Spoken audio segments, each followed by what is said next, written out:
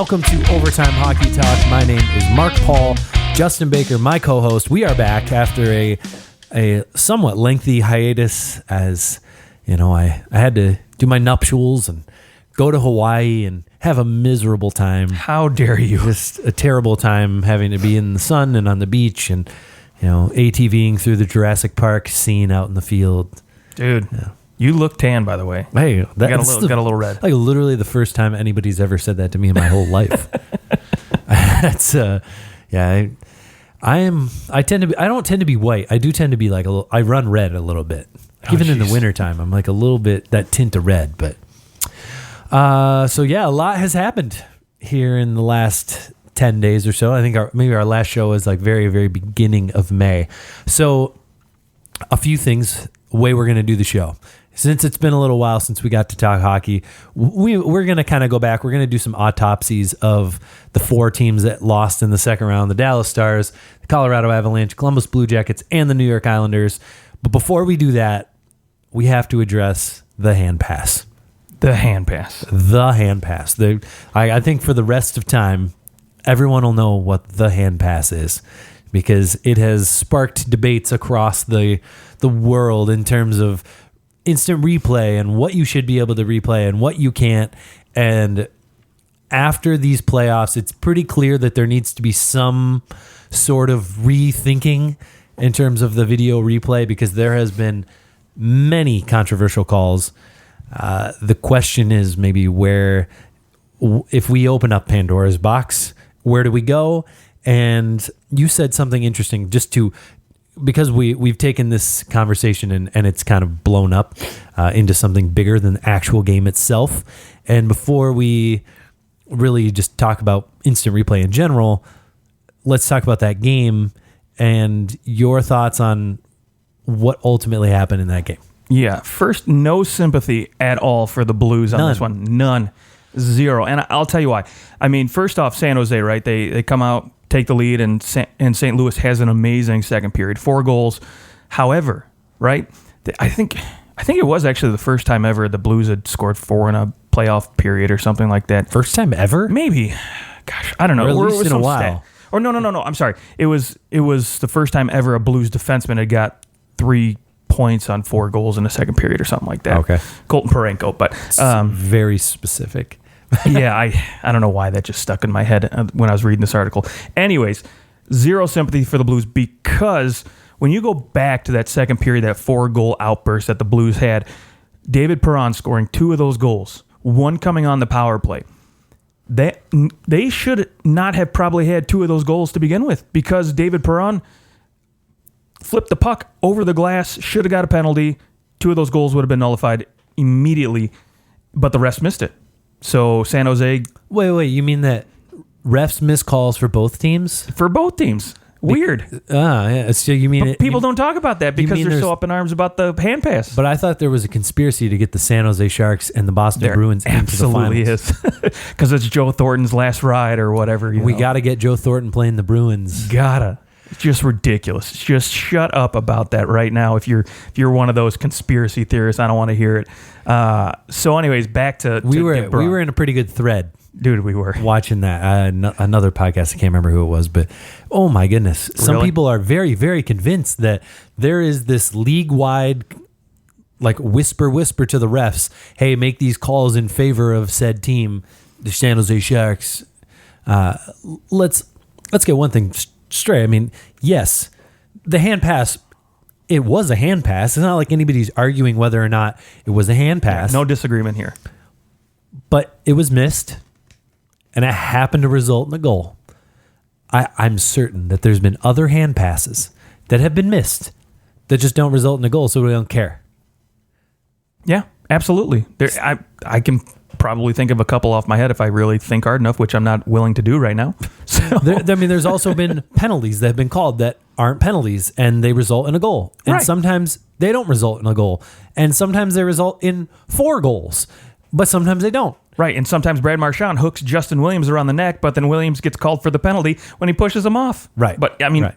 But I guess that one plays to the to the conspiracy. Of course it does. Of course. Yeah, but okay. So there's always going to be instances like that, and I the Sean Paytons of the world are going to scream for when stuff like this happens, which is totally understandable. But now I worry, and you mentioned it, but Pandora's box gets open, right? You give the league the authority to, or the owners are going to basically just say, hey, let's open it up, let's give the league total review of everything. And I mean, I don't have a solution that might satisfy everybody right now. I mean, off the top of my head, I might say, let's just give them an extra coach's challenge and make everything reviewable. But I don't know. Yeah, I guess because I've thought through a few solutions.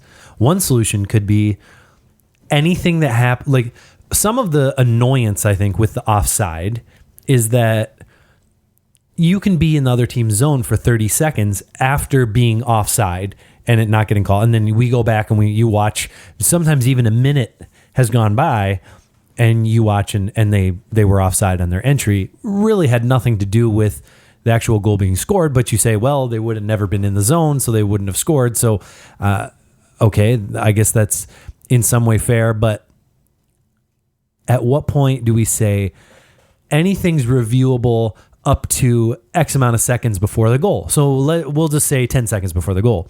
I thought about this and thought, or maybe 5 seconds before the goal, because that would throw the hand pass underneath. Sure. What happens though if it's at like 9.99 seconds, or how close to the second do we want to try getting? What frame do we determine it's been 10 seconds? So there's that would happen. Of course. Eventually it would happen to where that, and if I can think about that in the immediate, obviously that's not a good solution because of that. And then somebody might go, well, why don't we go 15 seconds? That's not fair. We should just go to the next whistle. If anything happens in the course of from whistle to whistle, then we should be able to challenge that one thing. And, and then it just slows the game down. It means that teams are going to hire these guys just to watch every little thing over and over again and make their coaches challenges. Or what about this? Do we put a ref up in the press box and say if he wants to call down and make penalty calls, boom. Just put a light down by the box, maybe that turns green or something that the refs see, and they're like, "Oh, yeah, we'll just have robots do it." Yeah, okay, there you go. Yeah, on the one hand, that's not a. There might be a way to make that happen. I mean, let's be honest. The NFL, they go every touchdown. There's somebody up. Yeah, they review every single one, or wherever they are, and they review them. And the difference with football, though, is that okay, we're going to review the play, maybe the catch. But it only is at the ball, right? Like it's not like you can go, oh, see, there was a hold on that play, we'll call it back. Right. You can't do that. But you can review penalties. They can review pass interference, right? Yeah. Yeah, now they can. Yeah. Yeah, but on the flip side, now they can, review the other side of it. Right. Right. So, which we put up with it in football. I mean, football is the most popular sport in the U.S. at least. And so you got to think, are people going to be willing, like a play like that with the hand pass, are they willing to go, yeah, that should be reviewable? Right. My problem is that just results in less offense because if the referee thinks a hand pass happened and he goes back and they review it and they're not going to be able to go back and review it because he'll blow the whistle if he thinks it's a hand pass. Like if he had, let's say he didn't actually hit it with his hand and he actually hit it with the knob of his stick, and that same exact thing happened. Now it's legit. And it was a goal and it would be legit. But as soon as he hits it with the knob of his stick, referee thinks he hit it with his glove, it touches that player's stick and they blow the whistle dead. Even if that guy puts it in the net, it's not like you can review it because now you're assuming that everyone stopped playing. Right, because the ref had intent to blow the whistle. So now you're just there's just rarely a time where a goal where it's not a goal and they go back and they say, oh, actually it is a goal. That's far more rare than, oh, I don't think that should count. Right. So then, we get to all these things where, oh, that shouldn't count. Oh, that shouldn't count because this happened down here and that shouldn't count. Like, let's try to put in a place where goals can happen. I don't want everything reviewed. I don't care. I mean, if I were sitting here right now and it was the Leafs and that happened, yeah, I might be like, wow, we got screwed. Like, that's BS. And I'm sure my dad would be saying, oh, see the league. Oh, see that ref. Those refs, they're all from Toronto, so they don't want to seem like a homer, so they don't call things. Like, he, says things like that in the moment. But I don't think that I would ultimately go, oh, see, this is why we need replay of everything. No, I wouldn't. You're down 2-1 in the series. Like, this is a little bit different than the Vegas one, where it was like, well, it's Game 7, and it's very true. Or it's the Landeskog one in Game 7 there. That's Game 7. At least this was Game 3. The Blues have they just have to win 3 of the next 4 games. Yeah. 3 of the next 4. So they still have a chance. This hasn't totally outdone them. So I guess I have less sympathy also because of that. Like, the stakes weren't quite as high as well, you're done. I agree too. And I don't ever want to get rid of the human element of the game either, because to me, like you said, yeah, someone's going to get screwed on something eventually, but at the same time, it helps, pump that offense a little bit more too, because if we start slowing the game down, it just, that thing with the Kentucky Derby, right? It took, I think it was like 22 minutes for video review on that. No flipping way do I want the NHL to ever get to that point. So I don't want to see it come to that, and I'm afraid that, if we give a little bit, it's just going to turn into Pandora's box. Yeah, I think at first I was like, yeah, they should be able to review the hand pass. Like, it just seems obvious. Luke, who's been a guest on the show, my brother, he argued with me. We were texting, and he said, no, I don't think it should be reviewable. It's not reviewable because it's a part of the play, but it wasn't the play. It wasn't. He didn't score with his glove, and so if a ref misses it, and that's just that. No, that's true too, because St. Louis still left Carlson and Nyquist wide open in front of the net. Right. So where was the coverage? And his argument was, well, if somebody tripped a guy and it didn't get called, and in that trip, the puck's stolen and passed in front of the net and they score, they're not going to go back and say, oh, that should have been a tripping penalty, we're going to go back. No, you don't want that. You really don't want that. That's just Pandora's box. It's just chintzy. It's chintzy. And, maybe someday that's what happens because people are so desperate for perfection in refereeing. But when you just sit back and you go, you know what? Like, if you aren't a fan of the team, you just go, wow, that team got screwed.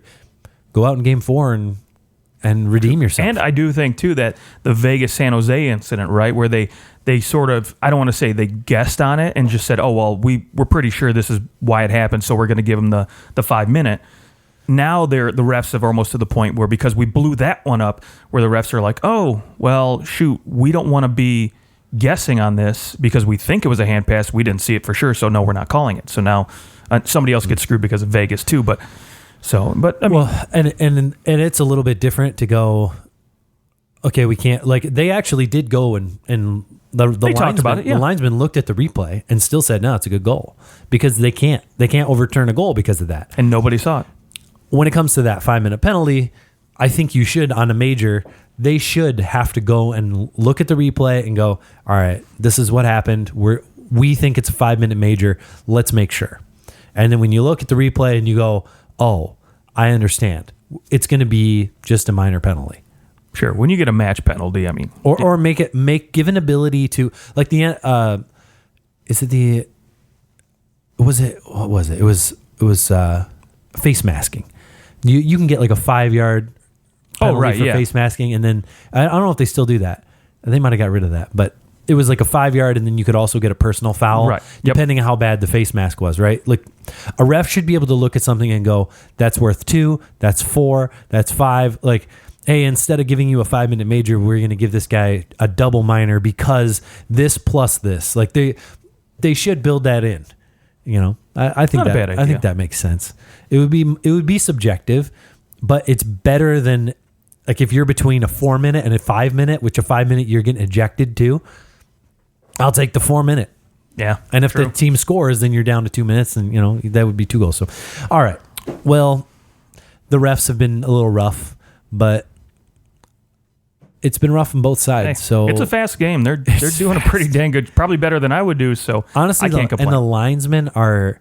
It's something like they get right like 98% of. I mean, how much more do you want?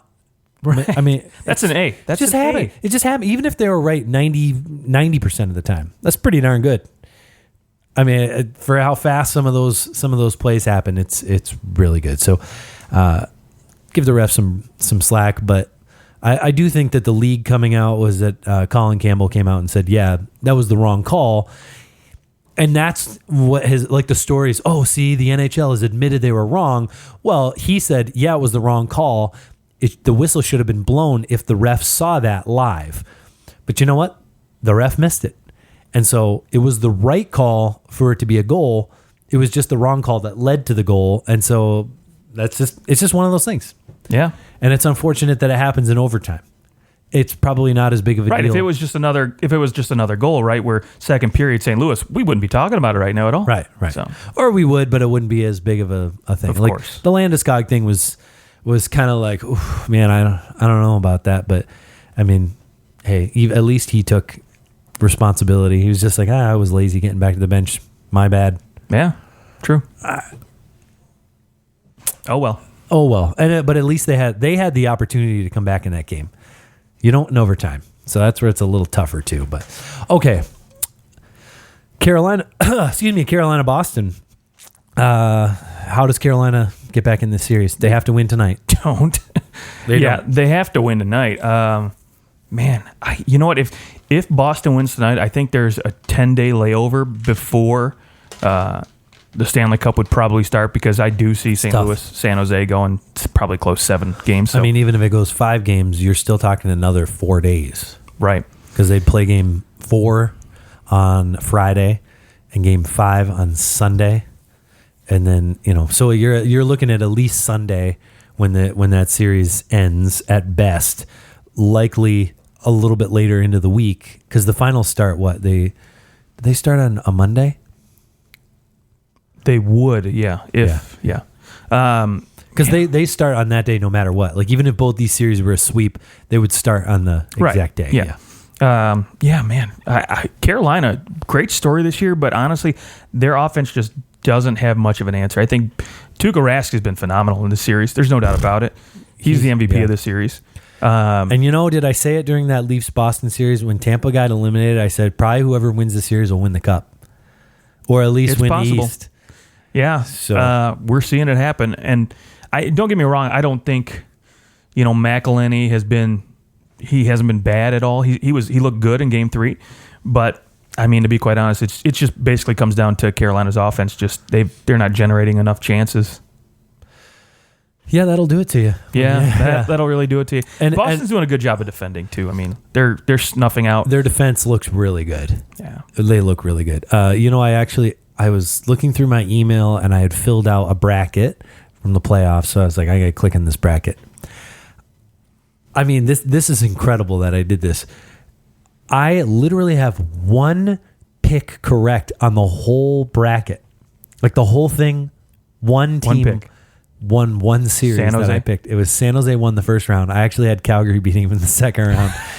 And I had Calgary and Tampa Bay in the finals in this bracket. Wow. Okay, I had San Jose and Tampa. So, well, at least you got San Jose. That's true. I mean, what's the first round's 8 series, and then 4 it's 12, and then another 2 that's 15. Right? 16 matchups. Yeah. No, wait. 8, 4, that's 12, 2, 14. Yeah. And then 15. So I got 1 for 14. Like, you would do better just guessing, flipping a coin. Yeah, I think next year I would like to know if there's one person out there that has it correct right now. This is what I'm going to do next year. And this is we have to remember to do this next year for our bracket. Next year, we're going to do one where we pick, and then we'll both do one where we flip a coin. Yes. And I love it. So the 2 of us will compete against the coin flip. We'll just create a bracket matchup. We'll have everybody join, and we'll have the coin flip bracket, and we'll have everybody else's, and we'll see if the coin flip bracket beats most people. Yes, I bet you it will. I'm sure it will be pretty good. Throw analytics out the door. Okay, let's go and do some autopsies. That's why we're here. This is the somber part of the show. These 4 teams have passed away into playoff cemeterial places. Yes, playoff purgatory. I like it. Yes, although they aren't coming. I guess that's a good point because they can come for back. the cup to be over. They can come back. You know, they can be back. It's just their waiting period in between. So I want to start with the Dallas Stars. Really, just one of that Dallas St. Louis series, maybe the best series of the playoffs in terms of just how tight that series was, and it, going so deep into overtime in Game 7. It's crazy. The Dallas Stars, definitely in the beginning of the year, it looked like they were going to struggle to make the playoffs. They had their late season run. Everything ended up working out after the beginning of the year. The owner was cussing out Seguin and Ben, and now we get to the off season. They they were a goal away from the conference finals. So you got to look at this team and go, okay, they're in a nice spot. They have a nice mix of veterans between Seguin and Ben, and then they've got Rantanen and Heights and all. They have lots of guys coming up that look like they're going to be pretty good players.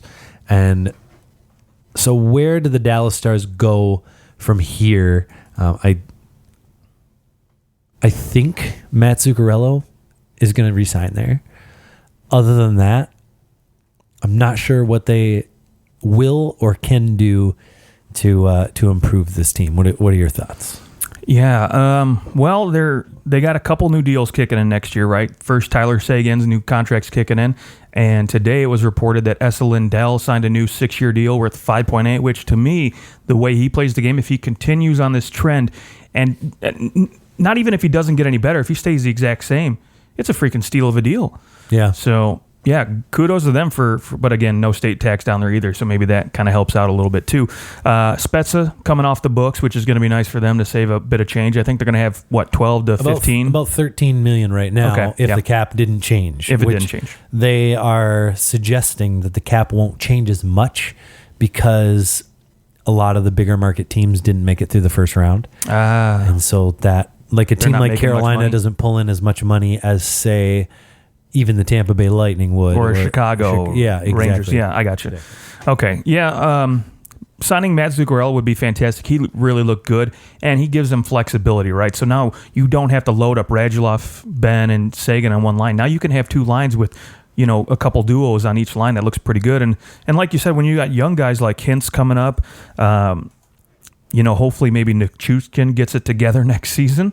Maybe. I'm not putting a lot of stock in that, but for all you fantasy people, don't bother drafting him like I did this year and then dumped him after a couple weeks. So, yeah. Honestly, I wouldn't mind seeing them trying to go out and get a top 6 forward, but other than that, I'm with staying the course because they got a lot of good young pieces. Fasca, Brent Ritchie looking pretty good. Hintz like we talked about, so yeah, if there's a sleeper out there to get Panarin, I think that it could be Dallas. Bobrovsky and Panarin are hanging out in South Beach right now. I don't think that Panarin's going to Florida. You really don't think so? Would you see the interview that he did? I don't know. It was like a Swedish interview, and he said somebody said something about the Florida Panthers, and he said, "Well, they have no fans." Well, that's true. So, I mean, yeah, fewer than most teams, at least. So that lends me to at least think, I don't know if sounds like he wants to go somewhere that maybe has more of a fan base. Yeah, like, the New York Rangers, for example. Yeah, I mean, he would look real good in a New York Rangers jersey. I'll be honest, I could see it. And the Rangers, I think they have enough good young talent coming up where it would be worth signing him. He's only 27 years old. I do think the Dallas Stars could be a little sleeper for him.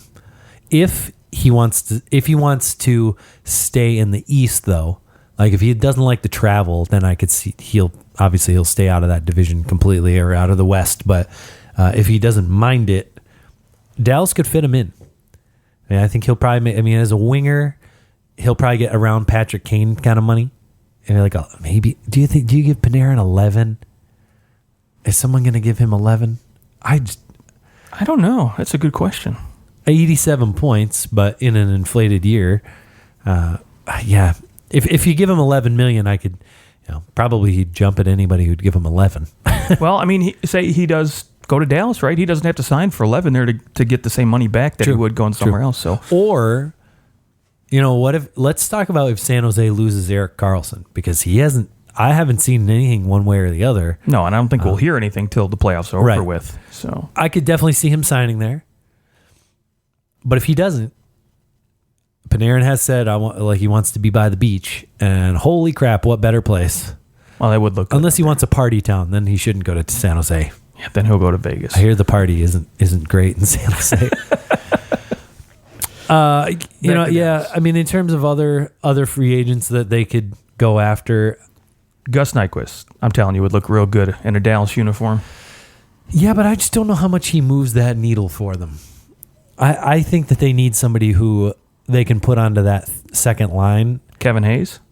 Yeah, and a second center. But you got to think that that's going to be Hintz, right?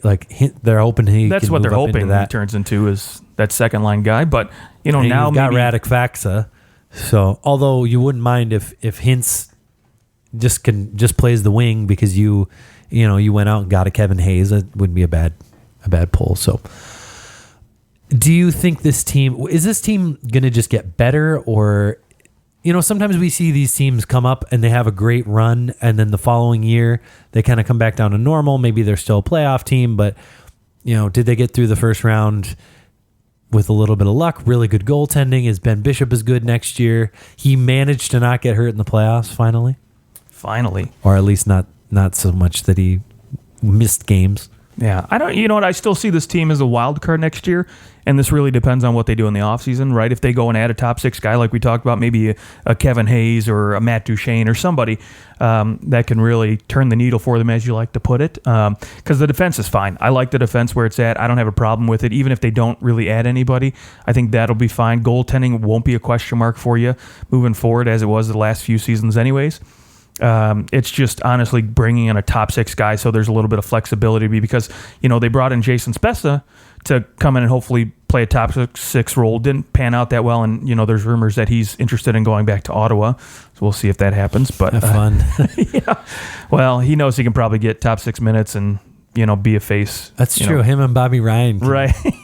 I mean, there's no way Jason Spezza gets more than $2 million. Yeah, I mean he's. But he's made his money anyway. 27 points in 76 games. Yeah, he's good for a third-line center in Ottawa. But, yeah. Whatever. To me, I think Dallas isn't going to, I don't think going to move up or down really in the standings too much. I think they're really going to be right where they were this time again next year. It's just whether or not come playoff time, if they, they can move it a little bit further, I guess. Yeah, we'll see what they do. Okay, let's go to the Colorado Avalanche. We'll stay in the West. The Avalanche obviously had a tremendous end of the season run.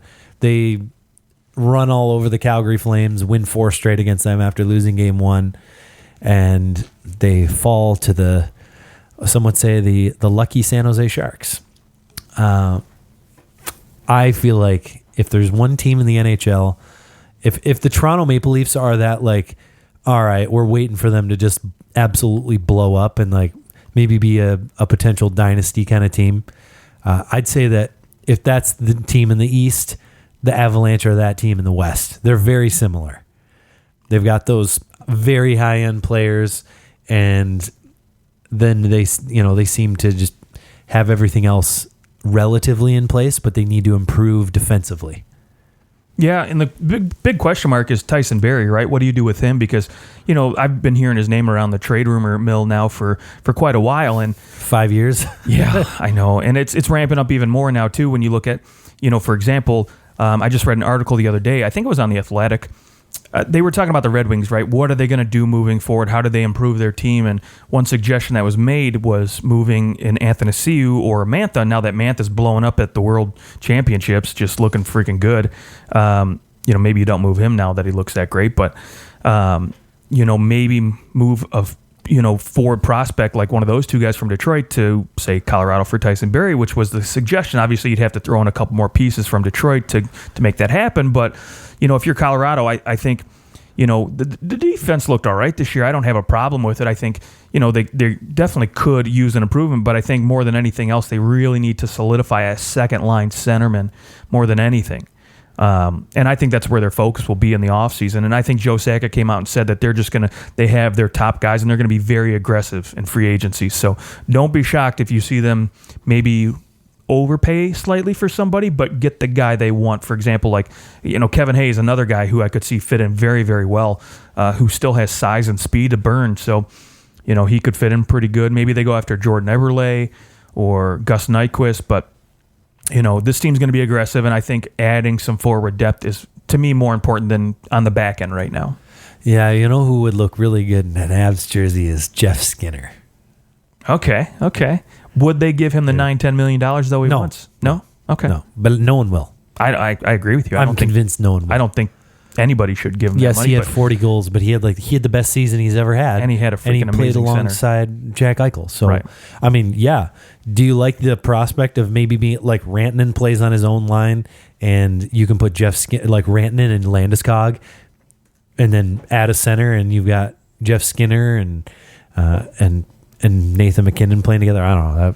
Yeah, in Colorado, they're going to be attractive to a lot of big-name free agents, too, because they're going to be good for a while, too. They've got McKinnon locked up for a while. Rantanen, they're going to give him a new deal, and he's going to be around for a long time. So they've got a lot of good, really good young pieces that are going to be there to stay for quite a bit. So they're going to be competitive for a while. Yes. I think Colorado is... I don't think they're in on Panarin. I don't think he's going to Colorado.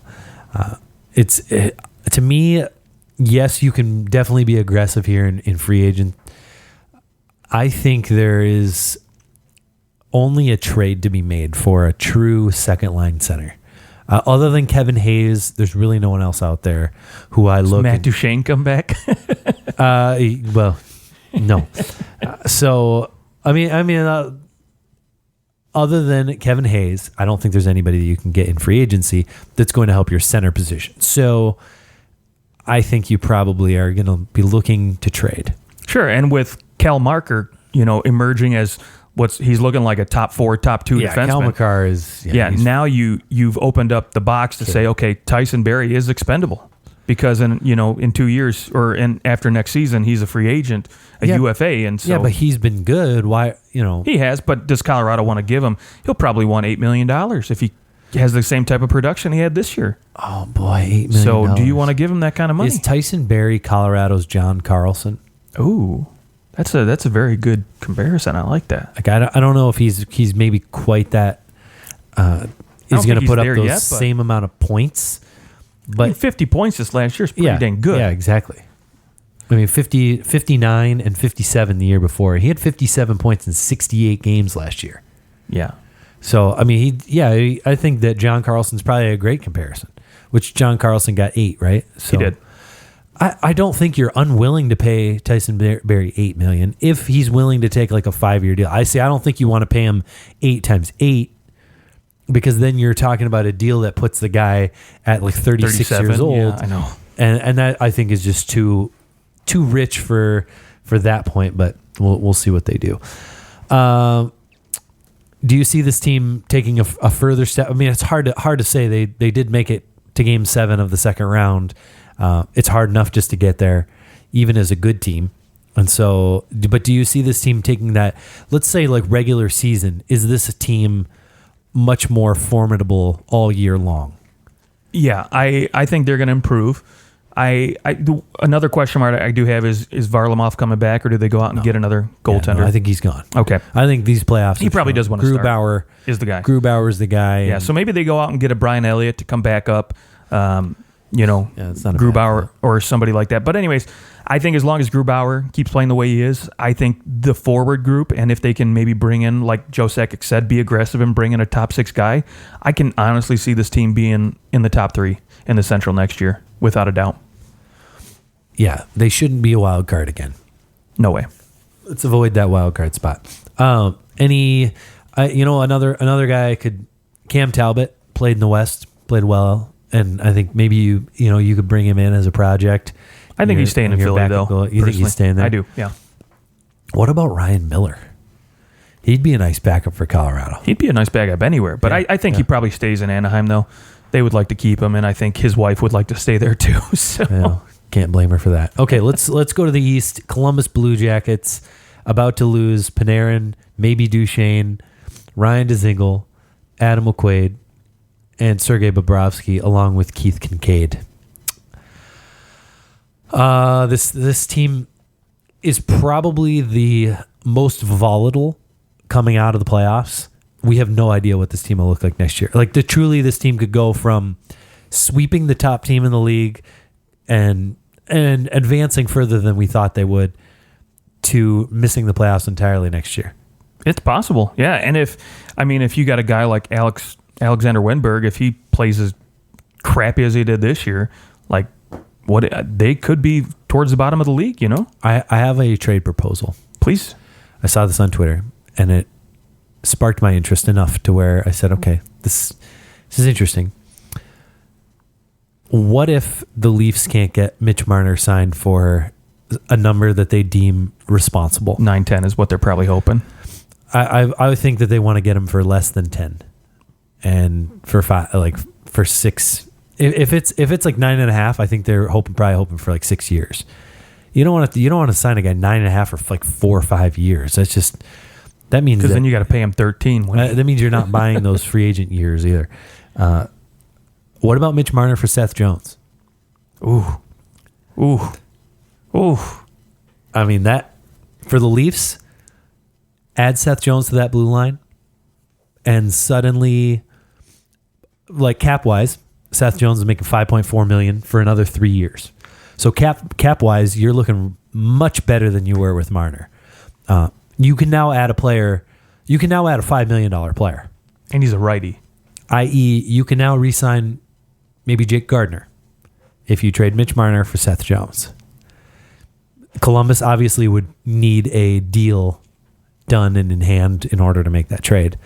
But a 1-for-1 trade, Mitch Marner for Seth Jones. Maybe, like, we'll say top 10 defenseman for a top 10 winger. Yeah, that's...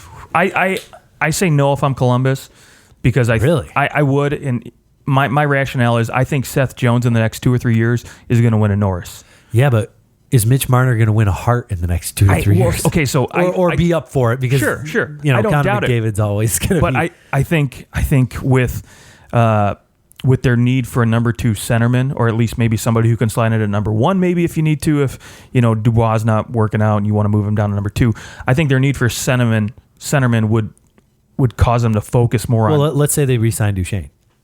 Okay, now if they re-sign Duchesne, let's say Duchesne. Now you don't. To me, I don't know if I would say Duchesne is insane if he doesn't sign there, because it's clear it's a great place for him to play. Well, there's no lack of depth when it comes to defense in Columbus, right? So they can afford to lose a top 4 guy, sure, and they could probably make up with it somewhere else with Ryan Murray if he can stay healthy or whatever.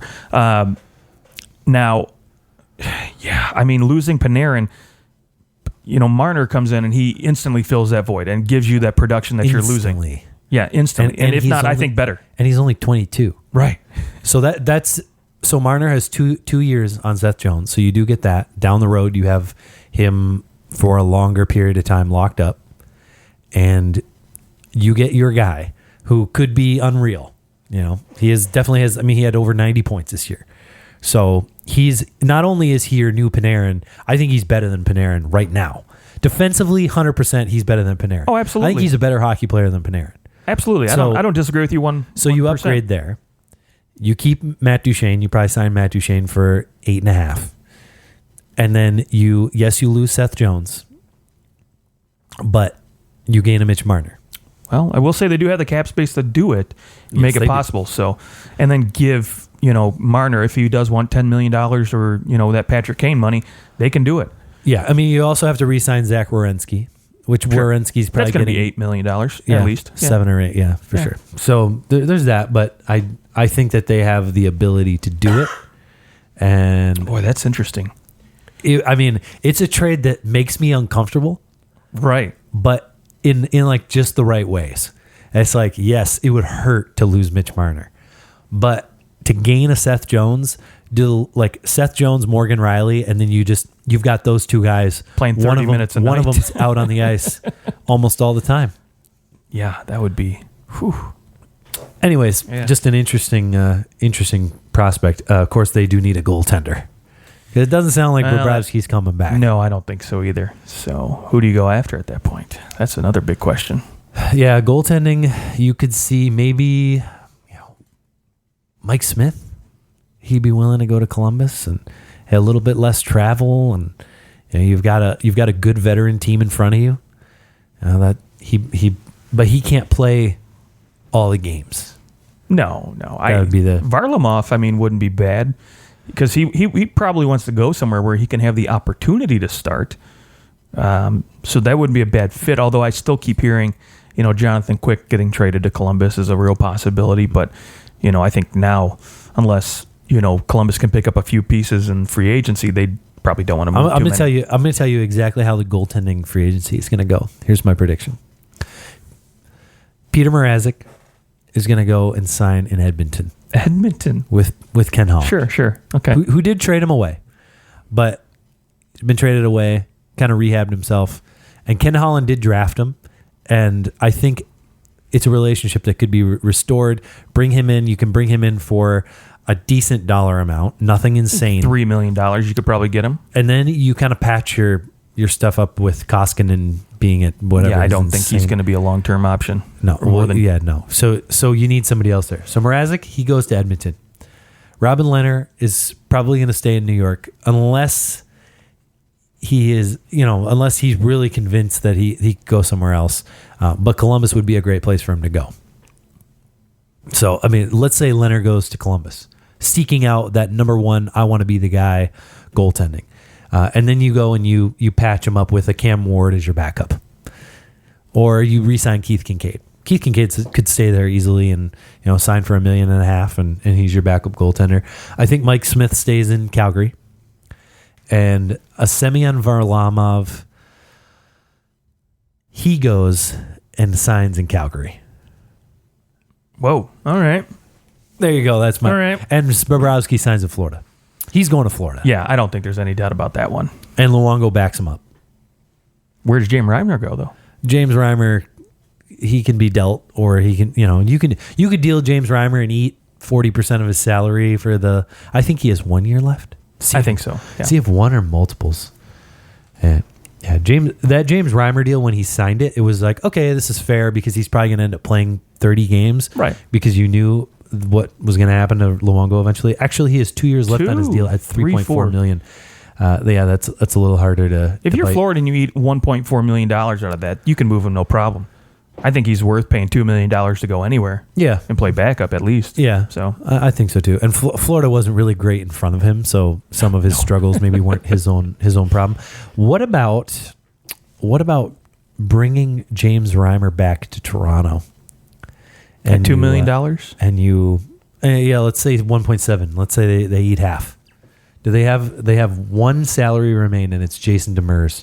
I honestly, if I'm Toronto, I try to get Hutchinson signed and let him play backup. I like him. I think he's a good backup. Yeah, and they already re-signed Sparks, so they're gonna hope that Sparks can kind of work himself in the off season and figure out his life because he wasn't very good. But we have seen plenty of goalies who haven't looked very good that we know have talent, and they eventually figure it out. So also when you play and then 3 weeks later you play and then 2 weeks later you play, it's hard. Sure. It's hard.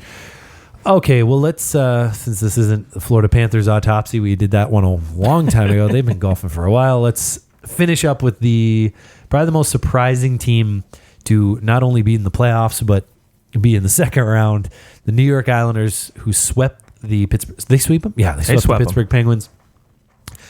Brock Nelson, Anders Lee, Jordan Eberle, Valtteri Filppula, amongst a couple other guys who are RFAs, Robin Lehner, Dennis Seidenberg, who likely won't be back, all free agents. This team might look a lot different, but what do you think the Islanders will do here leading up to the draft and the free agent period? Boy, that's a very good question because they got a lot of guys who came in on 1 year deals, right? That could could potentially leave, could potentially re-sign, right?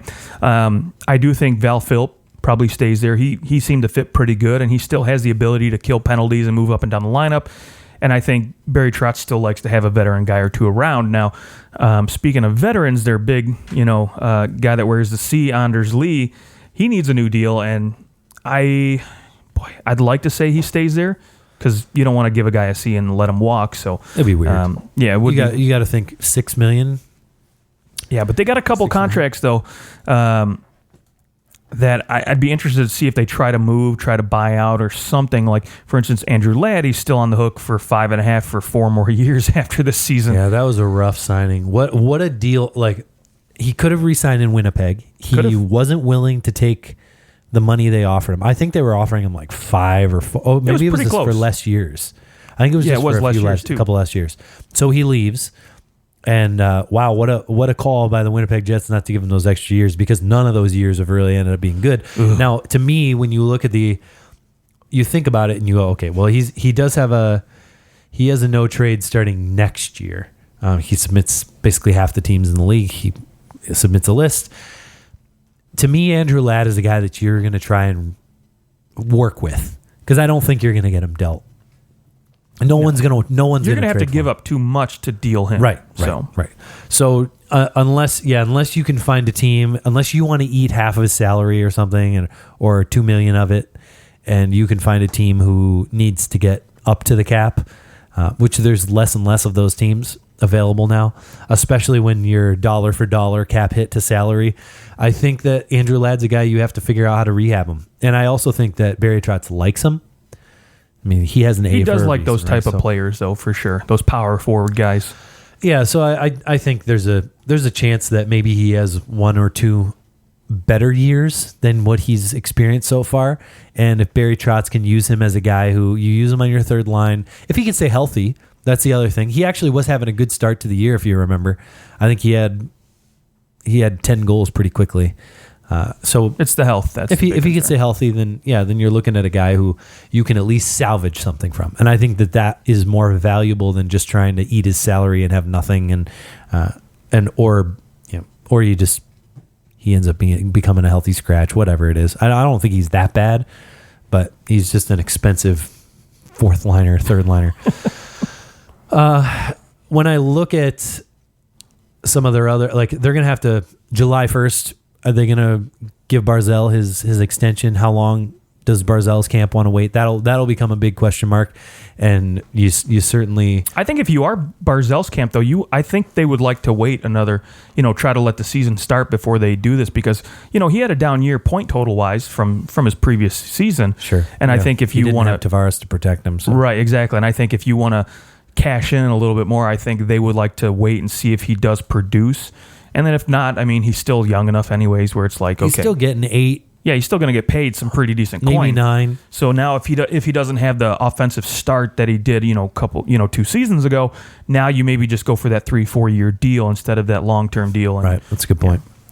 Yeah. Okay, so between Brock Nelson, Anders Lee, Jordan Eberle, and Robin Lehner, who do you think is back? Who do you think's gone? Eberle's gone. I think Anders Lee obviously comes back. Robin Lehner, I'd like to see him back. Maybe 3 years, $6 million a season, probably somewhere around that coin. Brock Nelson's going to be a harder one just because he did have a breakout year. I shouldn't say breakout year, but he did have a better year, and he looked much better offensively. But he is getting old. He likes to play a hard-nosed game. He's only 27. I know, but... I guess old in the terms of the way that he plays. Yeah. Right, yeah. And so, like, how long is he going to be able to keep this up? Is he going to be a 25-goal scorer again next season? Probably not. I think he probably comes back down to 40 points where he's more comfortable at anyways, which is still good production. But I think there might be some other teams out there willing to give him a little bit more money right now, being 27. So. I think I'm happy to let him walk. I would too. I'm happy to let him go. But they do have a lot of cap space. So, you have to think. So, like, Panarin, to me, is a very likely possibility here in the island. I could definitely see Panarin coming here. They have $31 million in cap space. He wants to be on the water. And if he, maybe he looks at the Rangers and goes, that's another 2 or 3 years before we're relevant. And on the island, if he joins them, like there's your upgrade from Brock Nelson to Artemi Panarin. So you're doing fine there. And the defense is pretty good. You've got great goaltending. Are you like, it's going to depend on, is he willing to go from playing for Tortorella to playing for Trotz? Two guys that are both pretty demanding. Obviously, Tortorella is a little different animal, but so at least he knows kind of defensively responsible. He's been in that type of system before. Is he willing to go play for another guy like that, or does he look to play for a guy who's a little looser? Because you got to know, signing with the Islanders, you're playing for Barry Trotz probably the whole time you're there. Right. I don't think Trotz is getting fired. Not anytime I mean, Barry soon. Trotz was with the Predators for what, 20 years or like forever, 15 years, and then he goes to Washington and he just doesn't end up signing there because he wants more money and wins the cup and leaves. Yeah, I will say if Duchesne, because I still kind of agree with you. I think Duchesne probably will re-sign in Columbus, but this would be a good spot for Duchesne to land because he will get the opportunity to play a lot of important minutes for Barry Trotz, and I think Duchesne's good enough defensively where I think he would fit in well here, and they probably would pay him what he wants. Ultimately, I think out of all these teams that we've talked about, the Islanders are the one team I see they'll unexpectedly take a little step backwards. I wonder, this new coach coming in, Trotz, and then you get a year under your belt, and then suddenly you can't just look down the bench and say, we're going to win the cup this year, because you already did that once. True. And you didn't win the cup. The honeymoon's over, basically. Yeah. You wonder, all these guys had career years. Can they do that again? Nope. And no Eberle. Okay, well, that is our autopsy. We might have another one. Our next show could be shortly. Carolina. I hope that they continue because they've been fun, and I also don't like every other day. Like we're already going to get to every other day very soon, the finals, and so Carolina finally lost their first home game against Boston. Yeah, that was the first home loss for them. Yeah, that's crazy. Very impressive. And what's even funnier too is so the Islanders go out first round, sweep the Penguins, then they get swept in the second round by Carolina. And now is Carolina about to get swept? That's just a funny little trend, but.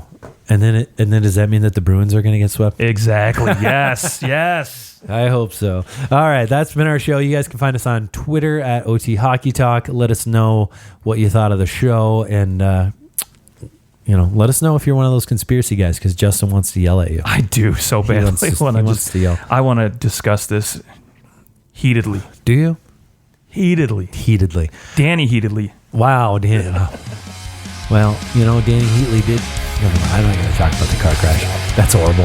Okay, we'll talk to you guys soon. Bye.